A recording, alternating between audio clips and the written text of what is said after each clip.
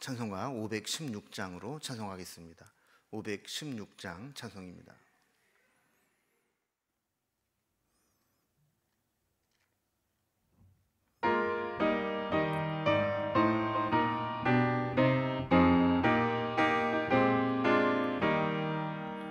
옳은 길 따르라 의의 길을, 세계 만민의 참된 길, 이 길 따라서 살기를 온 세계에 전하세. 만 백성이 나갈 길, 어두운 밤 지나고 동 튼다. 환한 빛 보아라 저 빛, 주 예수의 나라 이 땅에 곧 오겠네 오겠네. 주 예수 따르라 승리의 주, 세계 만민이 나갈 길과 진리요 참 생명, 내 창검을 부수고 다 따르라 화평왕. 어두운 밤 지나고 동 튼다. 환한 빛 보아라 저 빛, 주 예수의 나라 이 땅에 곧 오겠네 오겠네. 놀라운 이 소식 알리어라, 세계 만민을 구하려 내 주 예수를 보내신 참 사랑의 하나님. 만 백성이 따를 길, 어두운 밤 지나고 동 튼다. 환한 빛 보아라 저 빛, 주 예수의 나라 이 땅에 곧 오겠네 오겠네. 고난 길 헤치고 찾아온 길, 많은 백성을 구한 길, 모두 나와서 믿으면 온 세상이 마침내 이 진리에 살겠네. 어두운 밤 지나고 동 튼다. 환한 빛 보아라 저 빛, 주 예수의 나라 이 땅에 곧 오겠네 오겠네.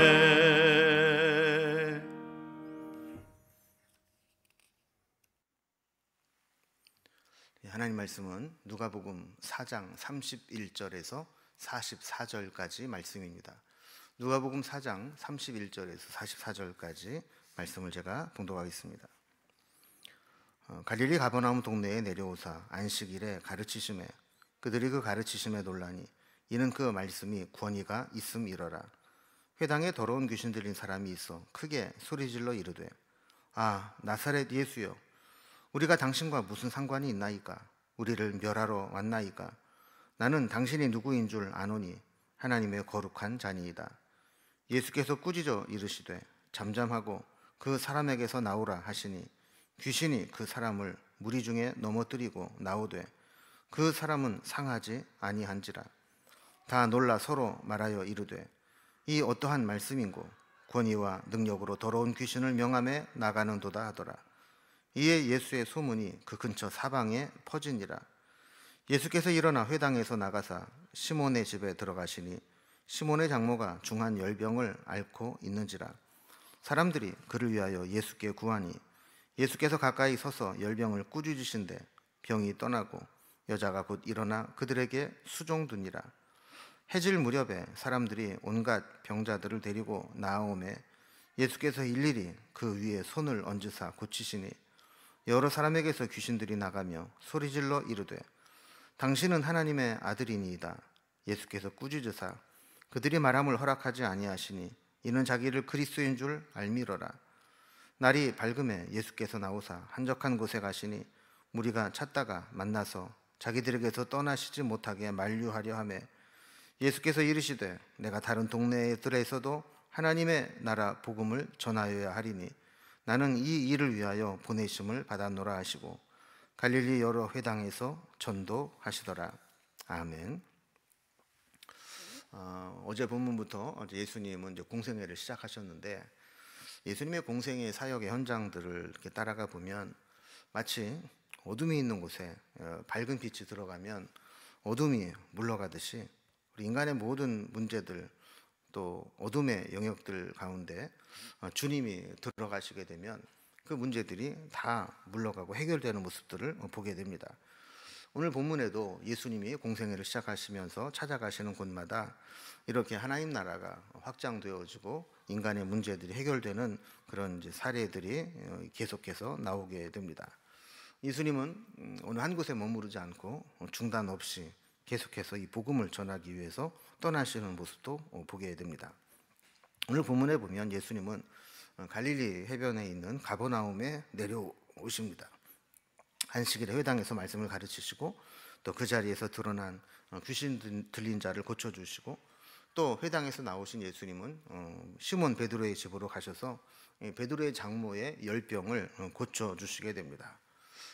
그러면서도 예수님은 계속해서 환영을 받으시지만 환영한다고 그곳에 머물러 있지 않고 계속 전도하러 보냄을 받은 곳으로 떠나시는 모습을 보게 됩니다. 이렇게 공생애를 시작하시면서 주님이 가시는 곳마다 하나님 나라가 확장되어져 가는 이 모습을 오늘 본문을 통해서 한번 살펴봅니다. 오늘 본문을 단락별로 구분을 해보면 31절에 37절까지는 이 가버나움 회당에서 이 귀신 들린 자를 고치시고 말씀을 전하시는 예수님의 장면이 나오게 됩니다. 38절에서 41절까지는 회당에서 나오신 예수님이 시몬 베드로의 집으로 가서 장모를 고쳐주고 또 모여드는 온갖 병자들을 고쳐주시는 예수님의 사역들이 기록되어 있습니다. 그리고 42절에서 44절까지는 그곳에 머물기를 원하는 사람들을 뿌리치고 다른 곳에 가서도 복음을 전하시면서 확장되어가는 하나님 나라 복음을 전하고 있습니다. 이런 내용으로 이제 단락별로 좀 살펴봅니다. 첫 번째 단락입니다. 가버나움 회당에 들어가셔서 말씀을 전하시고 또 귀신 들린 자를 쫓아내 주시는 예수님의 내용이 나옵니다. 지난 시간에 우리는 이제 고향 나사렛에서 배척을 받으시고 죽이려 하는 자들을 피해서 그곳을 나오신 장면을 살펴보았습니다. 이제 나사렛에 나오신 예수님은 갈릴리 북부 해변 도시인 가버나움으로 오셨습니다. 안식일이 되자 회당에 들어가셔서 말씀을 가르치시는데 다른 곳에서도 늘 그러하셨듯이 듣는 자마다 그 가르치심에 놀라게 됩니다. 어디에서도 들어보지 못한 말씀의 권위가 예수님의 가르치심 속에 있었기 때문입니다. 듣는 이의 심령에 감동을 주고 말씀을 통해서 하나님의 음성을 듣고 자신을 살펴볼 수 있는 그런 권위가 있었던 겁니다. 그런데 33절에 보면 이 회당에서 말씀을 전하시는데 소동이 일어납니다. 회당에 더러운 귀신 들린 사람이 있어 크게 소리를 지르게 된 겁니다. 34절에 보면 그가 이 소동을 벌이며 소리 지른 내용이 나오는데 이렇게 소리를 지릅니다. 아, 나사렛 예수여, 우리가 당신과 무슨 상관이 있나이까? 우리를 멸하러 왔나이까? 나는 당신이 누구인 줄 아노니 하나님의 거룩한 자니이다 라는 겁니다. 귀신의 말을 보면 정말 귀신같이 용하게 예수님이 어떤 분인지를 알아봅니다. 아, 하고 탄식을 하면서 고백을 합니다. 예수님이 오심으로 자신들을 멸망할 수밖에 없다는 것을 알고 있고 예수님이 하나님의 거룩한 자임도 알고 있습니다. 당시에는 그 누구도 예수님에 대해서 제대로 알고 있는 사람이 없었고 예수님에 대한 고백을 하는 자가 없었습니다. 그러나 이 귀신은 예수님이 어떤 분인지 분명히 알고 있었던 겁니다.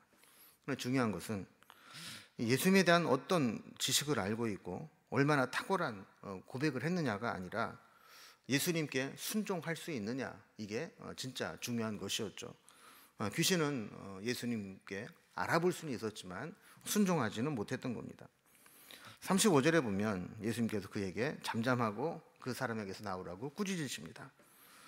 귀신에게는 지식은 있어도 순종이 없었기 때문에 꾸짖어서 내쫓으시는 것이죠. 자, 그러자 귀신이 그 사람을 무리 중에서 넘어뜨리고 나오되 그 사람은 상하지 아니한지라 그랬습니다. 예수님의 책망과 명령에 귀신은 떠나며 그동안 숙주로 삼고 있었던 사람을 넘어뜨리긴 했지만 상하게 하지는 못하고 회복이 된 겁니다. 36절에 보면 이 광경을 지켜본 사람들이 다 놀랍니다. 그리고 그 예수님 말씀의 권위와 또 능력으로 귀신이 떠나가는 것을 보면서 그 소문이 사방 퍼져나가게 됩니다. 귀신이 쫓겨나가는 것은 사탄의 권세가 무너지고 또 하나님 나라가 확장되는 것을 의미한다고 믿었기 때문입니다. 이렇게 예수님으로부터 선포된 하나님의 나라는 우리를 억누르고 있었던 모든 것들로부터 자유와 해방을 가져다 주는 것을 보게 되죠. 자, 이렇게 회당에서 말씀을 가르치시고 귀신을 내어주신 후에 두 번째 단락을 보면 시몬의 집에 들어가서 시몬 베드로의 장모의 질병 열병을 고쳐주고 또 몰려온 많은 사람들의 병을 고쳐주신 장면이 나오게 됩니다. 38절을 보면 회당에서 나온 예수님은 시몬의 집으로 들어가시게 됩니다. 성지순례를 다녀오신 분들은 기억하실지 모르겠지만 이 가버나움 회당 옆에 베드로 장모의 집으로 알려진 건물이 있는 것을 보게 됩니다. 39절에 보면 예수께서 가까이 서서 열병을 꾸짖으신데 병이 떠나고 여자가 곧 일어나 그들에게 수종드니라 그랬습니다. 당시에는 사람 열이 많이 이렇게 올라가게 되면 이 혼수 상태에 빠지게 되고 이 헛소리를 하기도 하기 때문에 열병이 심하면 귀신 들린 게 아닌가 이렇게 생각을 하기도 했습니다. 그래서 예수님은 당시 사람들의 인식에 따라서 이 열병을 꾸짖어서 낫게 해 주십니다. 질병을 의인화해서 꾸짖어서 고쳐주신 것이죠. 놀랍게도 이 열병을 꾸짖으실 때 그 병이 떠나가고 베드로의 장모는 곧 일어나서 예수님을 수종들 정도로 빠르게 회복이 됩니다. 앞부분의 회당에서 이 귀신의 속박으로부터 해방시켜준 장면을 기록했다면 이 베드로의 장모의 사건을 통해서는 질병으로부터 해방되고 또 회복되는 것들을 보여주게 됩니다. 그래서 베드로의 장모는 나음을 입자마자 곧 일어나 수종들었다 기록을 하고 있습니다. 은혜 받은 자는 은혜 받은 것을 갚을 때 미룰 필요가 없습니다. 받은 대로 즉시 감사를 표현하고 헌신하는 것이 필요하다는 것을 보여주는 것이죠. 자, 여기까지 이제 안식일에 있었던 일입니다. 40절에 보면 해질 무렵에 사람들이 온갖 병자들을 데리고 나오매 예수께서 일일이 그 위에 손을 얹어 고치셨다 그럽니다. 우리가 알다시피 유대인들의 날짜 계산은 해가 지면서부터 다음 날이 시작이 됩니다.